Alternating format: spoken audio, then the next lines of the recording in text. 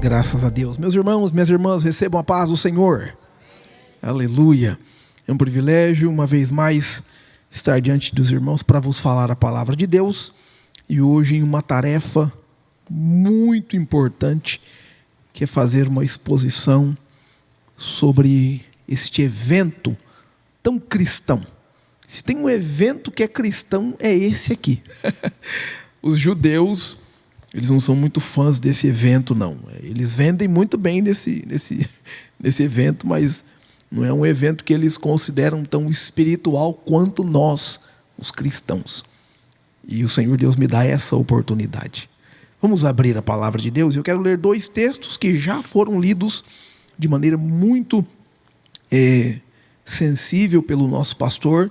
Nós leremos Isaías 9, verso 6 e depois Mateus 1, 21 ao 25. Esses dois textos que já nos foram mencionados, e eu quero fazer menção deles para o tema desta manhã. Amém? Vamos ler. A propósito, eu quero pregar sobre o tema, o nome mais importante do Natal. O nome mais importante do Natal. O texto de Isaías 9,6 diz assim: porque um menino nos nasceu, um filho se nos deu. O governo está sobre os seus ombros, e o seu nome será Maravilhoso Conselheiro, Deus Forte, Pai da Eternidade, Príncipe da Paz. E agora em Mateus 1, dos versos 21 ao 25. O texto diz assim: ela dará à luz um filho, e você porá nele o nome de Jesus, porque ele salvará o seu povo dos pecados deles. Ora, tudo isso aconteceu para se cumprir o que foi dito pelo Senhor por meio do profeta. Eis que a virgem conceberá, dará à luz a um filho, ele será chamado pelo nome de Emanuel. Emanuel significa Deus conosco. Quando José despertou do sono, fez como o anjo do Senhor lhe havia ordenado, e recebeu Maria por esposa. Porém, não teve relação com ela, enquanto ela não deu à luz a um filho, a quem pôs o nome de Jesus. Aleluia. Tome o seu lugar, por favor. Deus abençoe.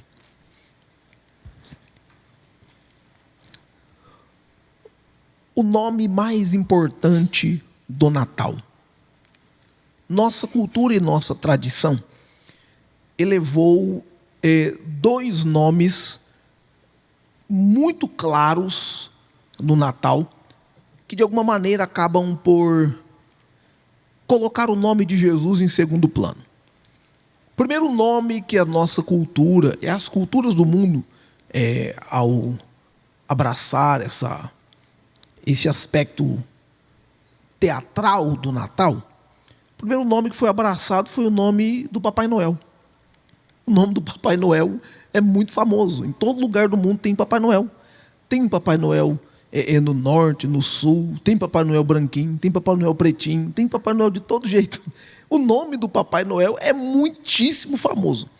E a propósito, para nós, língua hispana, o português, nós chamamos ele de Papai Noel.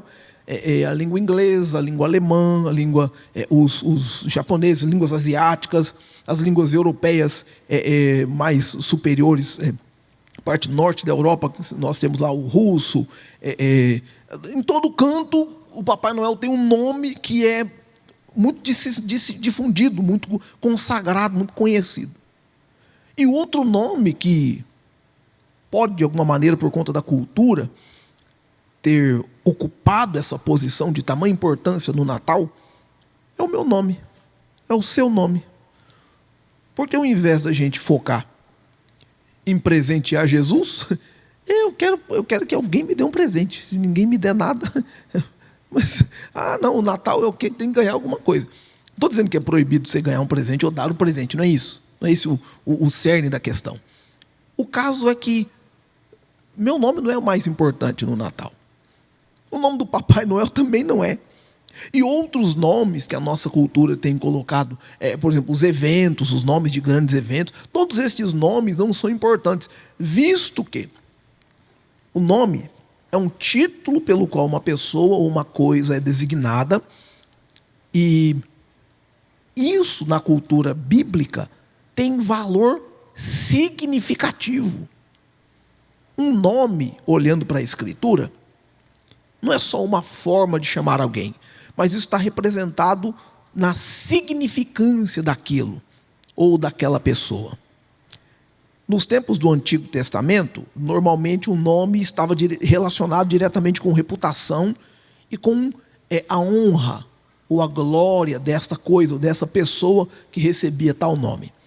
Há nomes muito simbólicos na Bíblia que nós vamos lembrar. Por exemplo, os nomes dos grandes patriarcas do Antigo Testamento são nomes muito seguros, muito firmes em suas posições, também pelo que eles fizeram. Esses nomes são muito importantes para o Antigo Testamento. E o interessante é que eles têm significado, eles têm um porquê do nome. Não é só um nome, por nomear.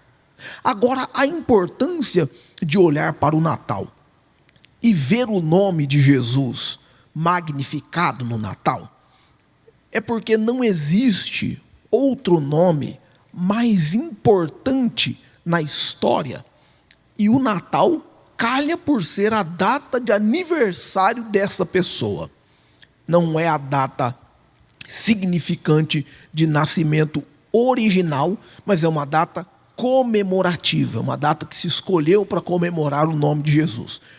Se a gente olhar para a data original de nascimento, é por volta de final de março, comecinho de abril ali, essa data do nascimento de Jesus. Mas a data comemorativa que foi escolhida para comemorar é dezembro, o dia 25 de dezembro. E historicamente, há muito tempo se comemora essa data. Alguém pode até arguir, dizendo, pastor, mas não pode fazer isso.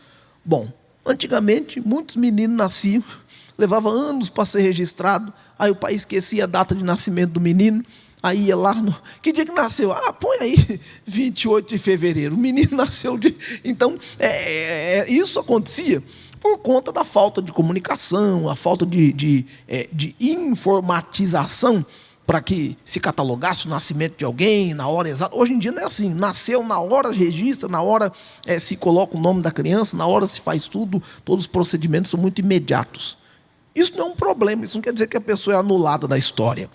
É um fato que acontecia naquela época, mas no caso de Jesus, essa é uma data escolhida por um concílio de bispos, um concílio de líderes da primeira igreja, então ficou-se essa comemoração.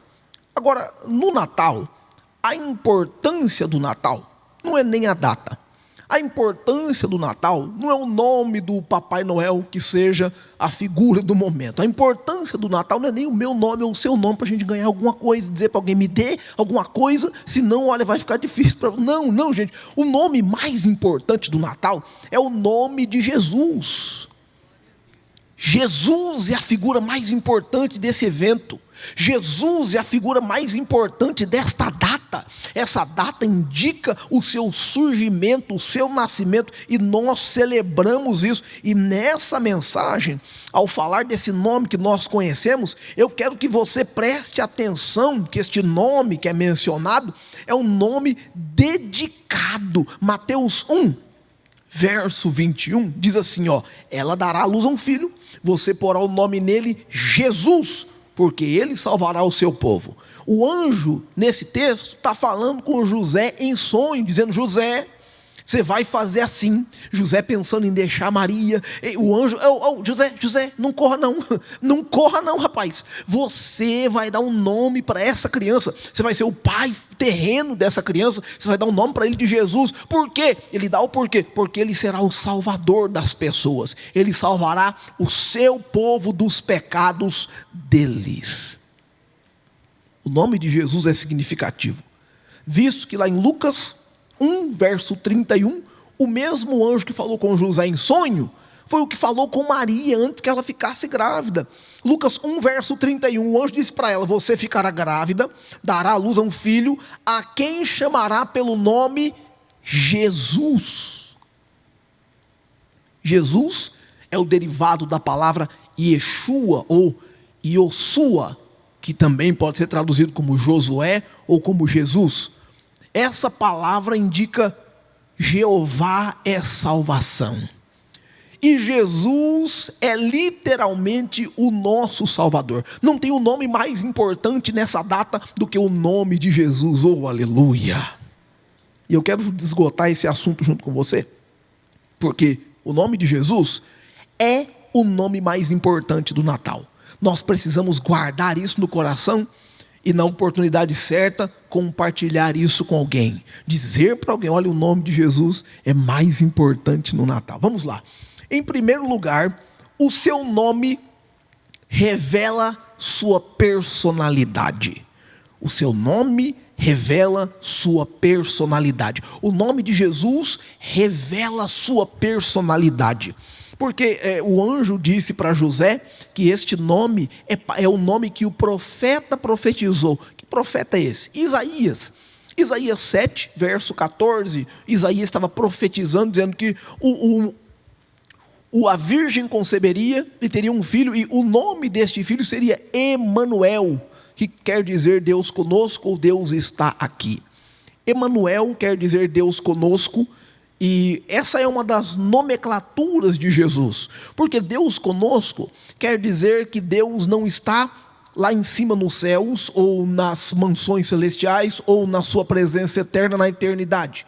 Quer dizer que Deus está aqui, nesse plano terreno, em carne humana, perto de mim e de você, apertando a minha e a sua mão, andando conosco, comendo com a gente. E isso é muito significativo, porque na personalidade de Deus está indicado que o seu nome seria Deus conosco. Quando Jesus esteve aqui, Jesus não foi diferente das pessoas.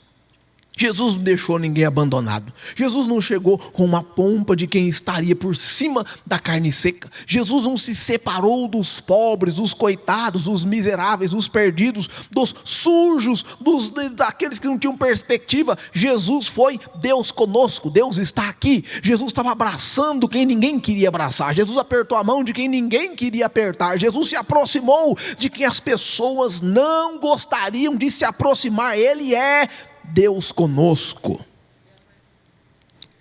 Esse nome, Emanuel, revela que Jesus é um bebê sobrenatural. Ele não é apenas uma criança que nasceu, mas ele é Deus em carne. Oh, aleluia! Até que ele se revele Deus em carne, ele é Deus em carne. Uma criança é Deus em carne. E quando Jesus nasceu, o seu nascimento, descrito por João 1, verso 1 e João 1, verso 14, é muito intenso, porque em João 1, verso 1 diz assim, no princípio era o verbo estava com Deus e o verbo era Deus. Esse é o surgimento de Jesus. Quando que foi? Não tem hora, não tem data, não tem dia, porque ele é eterno. No princípio é eternidade. Ele sempre existiu, ele sempre é, ele sempre foi. Não tem distinção da sua idade, ele não tem uma idade. O seu nascimento não tem um surgimento, não tem uma hora na história que ele não existia, aí ele passou a existir. Não, ele é para sempre. Então, no verso 14, ele surge entre nós. O verso 14 diz assim, e o verbo se fez carne e habitou entre nós, cheio de graça e de verdade, vimos a sua glória, glória como do unigênito do Pai. Ou seja, Jesus existe desde o princípio, mas sua manifestação em carne aconteceu em uma data, em um momento da história, em que isso foi recordado, isso tem crédito, isso tem história, isso tem testemunhas, isso tem coisas escritas, gravadas em diversos momentos da história e por diversas testemunhas. Agora, por que é que ele é sobrenatural? É porque a sua personalidade não é de um bebê comum, não é de um ser humano comum, não é de um adolescente comum, não é de uma pessoa comum. Ele é Deus em carne. A razão dele ser o nome mais importante do Natal é porque a história acontece antes dele e depois dele. É antes de Cristo e depois de Cristo. A história se move por causa dele. Ele sustenta todas as coisas pelo poder da sua palavra.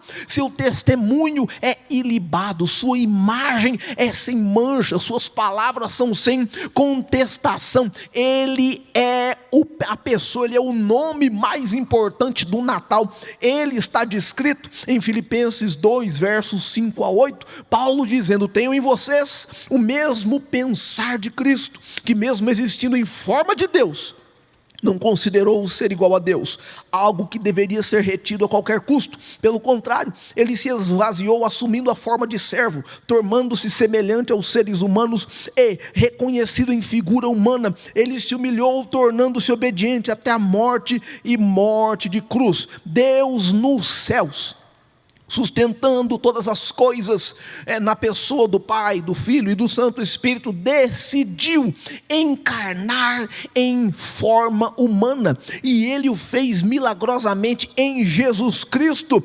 E aí, isso também revela que ele teve um nascimento sobrenatural.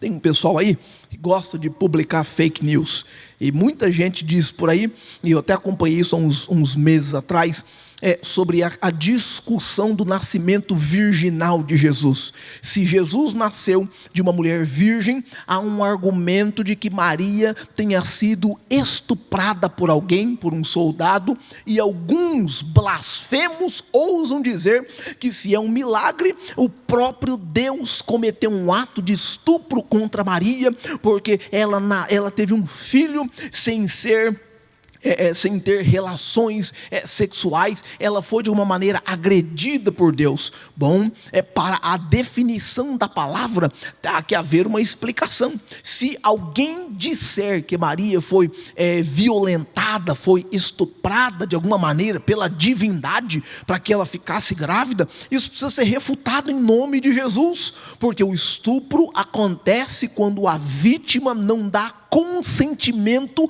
àquele ato. Isso é violência, isso é estupro. Mas Maria não foi estuprada, porque o anjo se aproximou dela e disse: Maria, a sombra do Altíssimo te cobrirá, virá sobre ti o poder de Deus, e você conceberá e dará à luz a um filho. Maria podia ter dito: sai para lá, seu anjo sem vergonha, não se aproxima de mim, que eu vou chamar o meu noivo José. José, tem um caba safado aqui me ameaçando. Maria podia ter dito isso, mas o que Maria disse? Ela levantou a voz ao céu e disse: Senhor, seja feita conforme a tua vontade sobre a tua serva. Houve consentimento de Maria para que ela se tornasse recipiente da glória de Deus, do nascimento do Messias, do surgimento de Jesus. Maria não foi violentada, Maria foi o canal de Deus para que Jesus viesse ao mundo. Quem pode dizer aleluia por isso? O nascimento de Jesus é sobrenatural. E lá em Isaías 7, verso 14, aparece essa verdade. Portanto, o Senhor dará um sinal. Qual que é o sinal? Que a virgem conceberá. Esse é um sinal absurdo. Como é que pode uma virgem, uma moça que nunca teve relações sexuais? Porque é assim que são feitos os bebês. Quando há uma relação sexual, marido e mulher, homem e mulher, nasce um bebezinho desta relação. Como é que pode? Se essa mulher nunca teve relações, é porque ela recebeu este milagre. Oh, aleluia, ela recebeu este privilégio e ela não descartou essa hipótese, ela abraçou. Oh, bendito seja Deus. E essa criança que foi produzida é Deus em carne, é 100% Deus, é 100% homem. É por isso que 1 Pedro 2:22 diz assim, que ele não cometeu pecado e nem foi encontrado engano na sua boca. Jesus nasceu, Deus em carne, para alcançar a humanidade e para mostrar duas coisas. Para mostrar, em primeiro lugar, que Deus se importa com a gente, Deus se importa com você, Deus se importa com as suas dores, Deus se importa com as coisas que te acontecem. Segundo, ele veio para mostrar que é possível viver em carne e viver sem pecado. Muito bem, isso revela que Jesus veio em carne para ser um combatente sobrenatural. Ele não veio aqui para fazer amizade com o pecado, ele veio para amar os pecadores, e ao amar os pecadores, ele estava combatendo o pecado. Oh, glória a Deus! Ele não era amigo do pecado, ele era amigo dos pecadores. Ele se aproximou dos pecadores, pessoas que a sociedade considerava inúteis, ele se aproximou deles. Pessoas que a sociedade desprezava, ele se aproximou deles, sem se contaminar, sem produzir atos pecaminosos. Ele se achegou a essas pessoas para garantir que eles vissem nele um exemplo de ser humano e reconhecessem que ele não era apenas um homem, mas ele era Deus em carne. Ele veio combater o pecado, ele veio lutar contra o mal, ele veio vencer o mal. Ele é o que combate o pecado, ele vence o pecado, e a ele seja a glória por isso. Agora, em segundo lugar, em primeiro, o seu nome é um nome que revela a sua personalidade, mas em segundo lugar, o seu nome é um nome que revela seu propósito. O nome revela sua razão de existência. Jesus quer dizer Jeová é salvação, aleluia. E ao olhar para Jesus, nós vemos o propósito para o qual ele veio. Qual que é a razão para Jesus estar em nosso meio? Qual é a razão para ele vir até nós? É que ele é salvação. Ele vem para salvar, ele vem para resgatar, ele vem para nos tirar de um estado de pecado, um estado de tristeza, de pobreza de espírito, e não uma pobreza de espírito que traz necessidade ou vontade de conhecer a Deus, não, é uma pobreza de espírito maligna, é uma pobreza de espírito que enferma a alma, o espírito, o corpo, nossas atitudes, todas elas perdidas. E por que é que Jesus vem? Ele vem para nos salvar, para nos resgatar. Quem estava afogando, ele vem para salvar. Quem estava preso, ele vem para salvar. Quem estava perdido, ele vem para salvar. É claro que esse desejo de salvar não é do homem, porque nós estamos perdidos em nossos pecados de tal maneira, de tal forma, que nós não queríamos nenhum contato, nenhuma conversa com Deus. É fácil ser cristão? É fácil buscar a Deus? É fácil orar? É fácil ler a Bíblia? Não é fácil, porque a nossa carne tem uma tendência pecaminosa. O que a gente quer? A gente quer o rolê, a gente quer o rolê infinito, never end, o rolê que não termina. A gente quer vida boa, a gente quer a brincadeira, a gente quer um momento de relax, a gente quer a viagem, a gente quer tudo que alimenta, que sacia, que deixa a carne contente, feliz, tranquila. A gente quer comer muito bem, e comer muito mesmo, muito, bastante, olha, Deus o livre. No Natal, cuidado em nome de Jesus, porque a carne, ela pede para você comer muito, mas tenha cuidado, Deus vai te dar graça. O que a gente quer? Tudo isso, tudo que alimenta a carne, tudo que deixa a carne folgada. A gente quer a bebida, a gente quer a droga, a gente quer tudo que está errado. Por que é que Jesus veio nos salvar? É porque o desejo de salvação vem de Deus. É Deus que nos alcança, é Deus que vem ao nosso resgate, é Deus que vem a nosso favor. É difícil a gente se dedicar a Deus, é muito difícil, tem que ter muita força de vontade, tem que ter muito desejo, tem que fazer força mesmo. Às vezes você está sem vontade de orar, de clamar, de ler a Bíblia, mas tem que clamar, tem que orar, tem que ler a Bíblia, mesmo sem ter a vontade. Você já viu um menino que não quer comer? A mãe fala, come meu filho, come rapaz, e ajuda ele a comer, ajuda, porque se ele não comer, ele vai ficar doente. Somos nós assim, nós não queremos buscar, não queremos clamar, não queremos ler a Bíblia, mas nós precisamos fazê-lo, porque aí está a saúde, aí está a nossa salvação, e é para isso que Jesus veio. Jesus veio salvar-nos, ele veio salvar você de você mesmo, ele veio salvar a mim de mim mesmo, ele veio me converter dos meus maus caminhos, ele veio me alcançar por um todo. É para isso que Jesus se aproximou. João 3, 16 ao 18 diz assim: porque Deus amou o mundo de tal maneira que deu o seu Filho unigênito, para que todo aquele que nele crê não pereça, mas tenha vida eterna. Porque Deus enviou o seu Filho ao mundo não para que condenasse o mundo, mas para que o mundo fosse salvo por ele. Quem nele crê não é condenado, mas o que não crê já está condenado, porque não crê no nome do unigênito Filho de Deus. O nome de Jesus, a mera aparição deste nome, oh aleluia, é o alvo da nossa salvação. Ao crer no nome de Jesus, ao olhar o nome de Jesus, entendemos o propósito da sua vinda. Ele veio para nos salvar, e este não era um desejo novo, mas o batimento cardíaco de Deus, oh aleluia, a expressão de Deus para com a sua criatura, com a sua criação, era uma expressão de salvação. Deus desejou nos salvar desde o princípio, por saber todas as coisas, por saber que nós erraríamos e falharíamos. Deus já tinha um desejo de salvar a sua criação.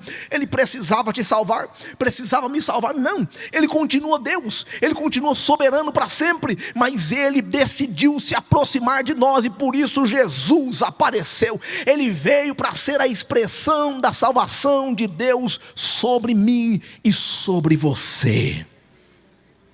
1 Pedro 1, versos 18 a 20 diz assim: sabendo que não foi mediante coisas perecíveis, como prata ou ouro, que vocês foram resgatados da vida inútil que seus pais lhes legaram, mas pelo precioso sangue de Jesus Cristo, como de um cordeiro sem defeito e sem mácula. Ele foi conhecido antes da fundação do mundo, mas foi manifestado nestes últimos tempos em favor de vocês. Qual que é o propósito do nome de Jesus? Salvação, salvação, salvação, salvação, salvação para mim, salvação para você, salvação para sua família, salvação para sua casa. O nome de Jesus é salvação. É também libertação, porque às vezes nós somos salvos, mas não libertos. Salvos, mas práticas estranhas continuam no nosso dia a dia. Salvos ou crentes em Jesus, mas coisas esquisitas continuam acontecendo ali no nosso coração, na nossa mente, nas nossas práticas diárias. Tudo isso está relacionado com o que acontece com a nossa vida pessoal, coisas que as pessoas não veem, coisas que estão secretas, ocultas aos olhos da humanidade, porque às vezes eu posso julgar o pecado de alguém, mas eu só estou aqui tranquilo porque ninguém viu o meu pecado. Olha só, ninguém com o meu pecado não foi publicado ainda, mas o dia que meu pecado for publicado, eu vou ficar tão envergonhado quanto a pessoa que teve seu pecado publicado. Todos nós estamos em um processo de libertação, e essa libertação acontece pelo nome de Jesus. É o nome de Jesus que nos liberta, é a sua personalidade em nós que promove essa libertação. Lucas 4:18. Jesus entrou em uma sinagoga, pegou o livro do profeta Isaías, foi lhe dada uma oportunidade, e ele pegou o livro e leu assim para eles: o Espírito do Senhor está sobre mim, porque ele me ungiu para evangelizar os pobres, aleluia, enviou-me para proclamar libertação dos cativos, restauração da vista aos cegos, para pôr em liberdade os oprimidos. Ele veio para a redenção dos perdidos. Oh, glória a Deus! É por isso que Jesus é o nome mais importante do Natal. Ele tem propósito, ele veio para fazer algo novo, diferente sobre a sua e sobre a minha vida. Tito 2 verso 14 diz assim, Paulo está escrevendo para Tito, dizendo: Tito, ele deu a si mesmo por nós, a fim de nos redimir de toda iniquidade e purificar para si mesmo um povo exclusivamente seu, dedicado à prática de boas obras. É interessante que o nome de Jesus está conectado tanto com esse propósito, mas também com a sua morte. Jesus chegou aqui sabendo que teria que se entregar. Eu não sei o dia que eu vou morrer, não sei a data, não sei a hora, não sei como, não sei porquê, mas Jesus chegou aqui sabendo exatamente todas essas informações. Ele sabia o dia, ele sabia a hora, ele sabia como, ele sabia o motivo. Jesus chegou aqui sabendo que iria morrer, mas isso não o fez desistir. Oh, glória a Deus! Ele humanamente, no seu corpo humano, na sua carne, não desistiu. Apesar da fraqueza da sua carne, seu espírito se fortaleceu no Deus vivo, o seu ajudador em sua missão aqui entre nós. E Jesus se fez morrer, se deixou morrer, ele se entregou para morrer. Ele podia ter resistido, ele podia ter vencido milagrosamente quem quer que se aproximasse dele para disputar ou para prendê-lo, ele podia, mas ele preferiu se entregar pela mim e pela sua vida. Ele tinha propósito, e o propósito era se entregar pela mim e pela sua salvação. Hebreus 9 verso 22 diz assim: de fato, segundo a lei, quase todas as coisas são purificadas com sangue, e sem derramamento de sangue não há remissão. Jesus fez questão de morrer, fez questão de se preservar nesta missão, de se entregar nessa missão, tendo o seu sangue derramado do jeito que foi derramado, para que a palavra se cumprisse, que no Antigo Testamento o sangue de muitos animais foi gasto, foi entregue, foi aspergido sobre o altar. Milhões de galões, milhões de litros de sangue de animais, ao longo de 42 gerações, foi gasto para purificar. E eles não purificavam, eles simplesmente cobriam o pecado pecado. Mas aí vem o Cordeiro de Deus, e João 1,29 diz: eis o Cordeiro de Deus que tira o pecado do mundo. Ele não cobre, ele não só chapisca, ele não só segura, ele não só tampa, ele tira. Ele é o Cordeiro de Deus perfeito. Você pode dizer aleluia por isso? Jesus veio para que pudesse morrer na cruz. E Paulo faz uma coisa interessante na carta aos Gálatas. Primeiro ele fala: morreu por nós. Olha que interessante, Gálatas 1 verso 4, o qual entregou a si mesmo pelos nossos pecados, para nos livrar desse mundo perverso, segundo a vontade de Deus nosso Pai. Ele diz que a morte de Jesus é coletiva, morreu por nós, por todos nós. Aí depois ele diz: morreu por mim. Ele torna isso muito pessoal. Gálatas 2 verso 20, ele diz: logo, não sou eu quem vive, mas Cristo vive em mim. Esse viver que vivo agora na carne, vivo pela fé no Filho de Deus, que me amou e se entregou por mim. Oh, aleluia! É uma morte coletiva. Ele morreu por todo mundo, sim, ele morreu. Ele morreu por mim de maneira individual, sim, ele morreu. E por que essas duas vertentes são explicadas pelo apóstolo Paulo? É porque quando eu penso na morte coletiva de Jesus, eu glorifico a Ele, que Ele veio por todo mundo. E quando eu penso na morte individual, que Ele morreu por mim, eu glorifico a Deus, porque só eu sei meus pecados, só eu sei minhas falhas, só eu sei meus erros, só eu conheço os pensamentos que passam pela minha cabeça, e eu preciso agradecê-lo, porque a vida que eu vivo agora, eu vivo na fé do Filho de Deus, que morreu por mim, se entregou por mim, mesmo sabendo quão mal eu posso ser. O nome de Jesus é o nome mais importante dessa data, aleluia. Por último, eu quero encerrar dizendo que seu nome revela seu poder, o seu nome revela sua personalidade, seu nome revela seu propósito, mas seu nome também revela o seu poder. O nome de Jesus revela o seu poder, a sua força. Jesus não veio entre nós, como alguém sugere por aí, em certas religiões, que Jesus é uma indicação de fraqueza. Por quê? Como é que um conquistador vem? Como é que um rei poderoso vem? Surge, mas surge numa manjedoura. Surge entre animais ali do pasto, de pequeno porte. Como assim? Surge e nenhuma entourage, nenhuma grande caravana se manifesta para servi-lo, para louvá-lo. Como é que surge?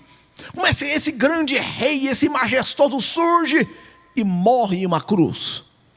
Como é que esse grande rei surge e é açoitado, esbofeteado, deixado nu diante de grande multidão? Como que esse rei surge? É porque o poder desse rei não é terreno, não é um propósito humano, não é um propósito meramente físico. Ele não veio para se demonstrar belo, ele não veio para se mostrar para a humanidade como se fosse o mais poderoso, porque o poder dele não estava focado em impressionar os homens. Ele precisava alcançar o mundo espiritual da maneira mais correta possível. É por isso que ele veio em carne. Oh, glória a Deus!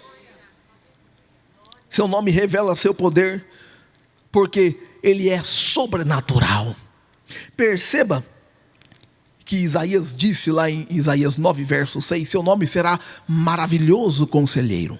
Essa palavra maravilhoso já aparece uma vez no Antigo Testamento, em Juízes 13 verso 18. O anjo do Senhor respondeu para a esposa de Manoá, respondeu: por que você me pergunta pelo meu nome, que é maravilhoso? Essa palavra pode ser traduzida como secreto ou sobrenatural, algo humanamente impossível de explicar. Em outras palavras, Isaías está dizendo: ele é um conselheiro maravilhoso, ele é um conselheiro muito difícil de explicar, porque ele aconselha de uma maneira tão especial, não tem ninguém semelhante a ele. Gente, o nome de Jesus tem que ser o nome mais importante do Natal, porque ele é maravilhoso, ele é sobrenatural, ele ultrapassa o conhecimento humano, o conhecimento físico, metafísico, o conhecimento quântico. O nome de Jesus é o nome mais importante desse dia dia, dessa data, quem pode dizer aleluia por isso? Ele é até considerado supervisor. Oh, glória a Deus. Ele é supervisor. Quando eu digo supervisor, é que ele está acima, ele está por cima. Parece que não, porque ele vem humilde, ele montou num jumentinho para entrar em Jerusalém, a cidade do rei. O rei, meu Deus, olha que rei fajuto, montado num jumento, que, rapaz, alguém podia arrumar um cavalo, não sei, algum pessoal e fazer. Não, o poder dele não é para esse mundo, as demonstrações dele não são para este mundo, o poder dele era para ir visitar um outro mundo. Mas, aleluia, aleluia, aleluia. Peraí que eu vou chegar lá, eu vou explicar essa parte. Ele é supervisor, porque essa autoridade do nome de Jesus está ligado com planejamento, com aconselhamento, com alguém que está por cima, alguém que está lidando com os projetos do aspecto, não de quem está executando, mas de quem está projetando, aleluia. Ele não é só um executor, ele é o projetista da obra, da salvação. Jesus, o seu nome é maravilhoso. E o Salmo 37, verso 23, diz assim, os passos de um homem bom são confirmados pelo Senhor, deleita-se no seu caminho. Ou seja, todo passo que Jesus deu, os passos de um homem bom, aleluia, foram confirmados pelo Senhor. Ele estava no caminho da execução, ele estava fazendo tudo que o Pai pediu para fazer, tudo que ele havia combinado com o Pai que teria que ser feito, ele estava executando. Oh, bendito seja o nome de Jesus. Ele é o doador da graça, ele é o salvador da humanidade, ele é o soberano, e essa palavra soberano quer dizer que ele é um herói, que ele é destacado, que ele está elevado acima das posturas, e eu estou falando isso do ponto de vista histórico e do ponto de vista teológico. A história não pode ignorar a existência de Jesus. Aí alguém pode dizer, olha aqui, esse camarada foi simplesmente um agitador, um baderneiro, que foi crucificado porque arrumou confusão com o Império Romano. Pelo menos 30 mil pessoas foram crucificadas no Império Romano, na época que o Império Romano estava lá, tentando colocar ordem, tentando estabelecer o seu reino ali em Jerusalém. Pelo menos 30 mil pessoas foram crucificadas, e aí eu digo para você que eles apenas apareceu e desapareceu da história. Maravilha, você pode usar esse argumento, mas eu vou te dizer o seguinte, eu vou dizer o nome de uma das pessoas que foi crucificada, Jesus, e você diz um outro nome de alguém que foi crucificado aí, porque não tem ninguém tão lembrado na história quanto ele, não tem ninguém tão magnificado na história quanto ele. Muitos foram crucificados, mas ele é o único Cordeiro de Deus que foi crucificado com o propósito de salvar as pessoas. O surgimento de Jesus, o nascimento de Jesus não é em vão. A aparição dele não é vã. Ele veio em carne por um propósito. Ele veio em carne por um propósito. Ele é sustentador. Ele está acima de todas as coisas. Ele está ao alto. Oh, glória a Deus. Ele está elevado. E ele não nasceu para ser dominado. Não nasceu para ser comandado. Ele nasceu com um propósito. Ele é o sustentador. Porque Lucas 12, verso 32... ele está pregando para os seus discípulos, e ele usa a seguinte expressão: não temais, ó pequeno rebanho, porque a vosso Pai agradou dar-vos o reino. Jesus está dizendo para os discípulos, gente, fiquem tranquilos, o Pai entregou o reino para vocês. Por que o Pai entregou o reino para vocês? Porque vocês estão comigo, oh, aleluia. Por que o Pai deu o reino para esse pequeno povo, esse pessoal pequenininho, esse pessoal meio indouto? Porque eles estão com o rei, o próprio rei, com Jesus, o Cristo, aquele que nasceu, o rei dos judeus, e ele é, aleluia, ele é o nome mais importante dessa data, ele é o nome mais importante do Natal, apesar das controvérsias, apesar de quem fala o contrário, apesar dos dos temas e da história que foi de alguma maneira projetada contra a figura, contra a imagem de Jesus, é impossível ofuscá-lo, é impossível tirá-lo do seu patamar, é impossível desfazer o que já foi feito por ele, porque existem muitas prerrogativas que suportam, que sustentam a verdade de que ele é o Filho de Deus. A história sustenta isso, a história da humanidade sustenta isso. Agora deixa eu falar uma outra história que sustenta essa verdade. A minha história sustenta essa verdade, a sua história sustenta essa verdade, porque quem éramos nós antes de Jesus? Quem era você antes de Cristo e depois de Cristo? Oh, aleluia. Tem uma marca na sua história. Antes de Cristo era esquisito, depois de Cristo está arrumado. Antes de Cristo era um camarada todo torto, depois de Cristo é alguém cheio de alegria. Antes de Cristo vivia metido em confusão, depois de Cristo, Jesus nasceu. Ele nasceu em Jerusalém, nasceu em Belém. Ele surgiu naquela manjedoura, ele apareceu, mas ele nasceu na sua vida, nasceu na sua família, nasceu na sua casa. E quando ele nasceu, antes de Cristo é uma coisa, depois de Cristo é outra. Jesus é o nome mais importante do Natal. Grite aleluia aí no seu lugar. Ele é o nome mais importante. A minha história se divide em antes de Cristo e depois de Cristo. Alguns olharam para ele e viram um pobre carpinteiro judeu. Alguns olharam para ele e viram apenas um revolucionário. Alguns olharam para ele e viram um curandeiro curador. Alguns olharam e viram um rei terreno. Alguns olharam e viram um homem inocente. Alguns olharam e viram o Filho de Deus. Alguns olharam e viram que ele era um homem justo, mas ele é o Cristo, o Filho do Deus vivo. Ele é digno de louvores. Ele é o alfa, ele é o primogênito, ele é o cordeiro, ele é o salvador, ele é o advogado, ele é o procurador, ele é o cordeiro de Deus, ele é a semente da mulher, ele é o todo poderoso, ele é a glória do Senhor, ele é o líder, ele é o pastor e bispo, ele é o alfa e o ômega, ele é o Deus vivo, ele é vida, ele é o amém, ele é a bênção de Deus, ele é a luz do mundo, ele é o salvador das nações, ele é o redentor da minha alma, ele é o que te cura, ele é o nosso Senhor. Ele é o nome mais importante desta data. Em nome de Jesus, receba essa palavra no seu coração. Aleluia ao Rei Jesus. Jesus é a pessoa mais importante dessa data. Eu preciso pegar essa mensagem, essa informação que foi dada ao meu coração. Eu preciso fazer duas coisas. Primeiro, eu preciso crer nisso. Creia no que eu estou dizendo aqui. Creia que Jesus é a pessoa mais importante deste Natal. Creia que Ele é o nome mais importante, mais elevado, mais alto. Ele é digno. Ele é digno. Oh, aleluia. Ele é o nome mais importante. Creia nisso. Em segundo lugar, louve o nome dEle. Louve porque Ele é digno. Louve porque Ele merece. Quando Ele nasceu, pelo menos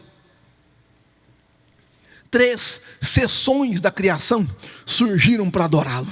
Primeiro, os animaizinhos que estavam em volta ali da manjedoura se apresentaram para adorá-lo, porque a criação precisa adorar a Jesus. Aleluia. A criação se rende em adoração a Ele.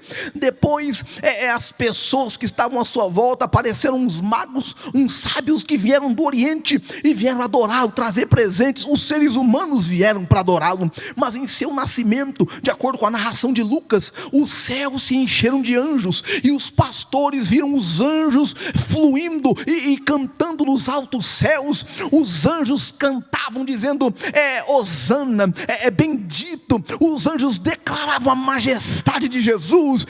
Os anjos celebravam o nascimento dele. Ele é digno de adoração, digno de louvor, digno de glorificação. Eu preciso glorificá-lo, e não tem nenhum presente maior que eu possa entregar a Ele, além do meu louvor e da minha adoração. Obrigado, Jesus. Glória ao teu nome. Santo é o Senhor, digno de louvores. Te agradecemos, celebramos tua presença, nós valorizamos teu nascimento, nós celebramos a tua aparição em nossas vidas. Obrigado, Jesus. Jesus, por tudo que o Senhor é por nós. Ele merece louvor. E você pode louvar o nome de Jesus essa manhã? Fique de pé no seu lugar, por favor. Louve o nome de Jesus aí onde você está. Diga uma palavra de gratidão a Jesus por sua manifestação. Oh, aleluia. Termine aí esse momento. Conclua este momento aí com o seu coração entregue a Jesus. Feche um de seus olhos, feche os dois olhos. Levante uma das mãos, diga: Jesus, eu te louvo. Jesus, obrigado porque o Senhor surgiu em minha vida. Obrigado pelo teu nascimento. Obrigado pela tua presença, pela tua aparição. Tu és Deus conosco, tu és Emanuel, tu és Jesus, o Jeová Salvador, tu és o amado das nossas almas, tu és o nosso protetor. Oh, obrigado, Jesus. Grande é o teu nome, Jesus. Senhor, nós te celebramos. Tua igreja, Senhor, aqui em Santana se reúne neste domingo pela manhã, no dia 24 de dezembro, é a véspera do Natal, a data comemorada, o seu nascimento, escolhida por muitos e celebrada por nós com respeito ao Senhor. A data não é tão importante quanto a sua pessoa, mas já que essa data foi escolhida, nós tomamos essa data como um momento especial e nós fazemos de verdade, nós fazemos valer, nós valorizamos tua presença, tua aparição, tua chegada, teu surgimento nessa terra, e nós cremos que o teu surgimento em nossas vidas, teu nascimento em nossas vidas, ó Pai, é o que fez toda a diferença na nossa história, na nossa existência. Em nome de Jesus, te louvamos, ó Pai, te agradecemos, somos gratos a Ti, porque o Senhor é por nós, porque o Senhor é em nós, por aquilo que o Senhor faz em nós, por nós e através de nós. Celebramos Teu nome, Jesus, celebramos Teu nome, Jesus, celebramos Teu nome, Jesus, oh aleluia, celebramos Teu nome, Jesus, glória a Deus, glória a Deus, glória a Deus, aleluia, aleluia. Aleluia, aleluia, bendito seja o Senhor.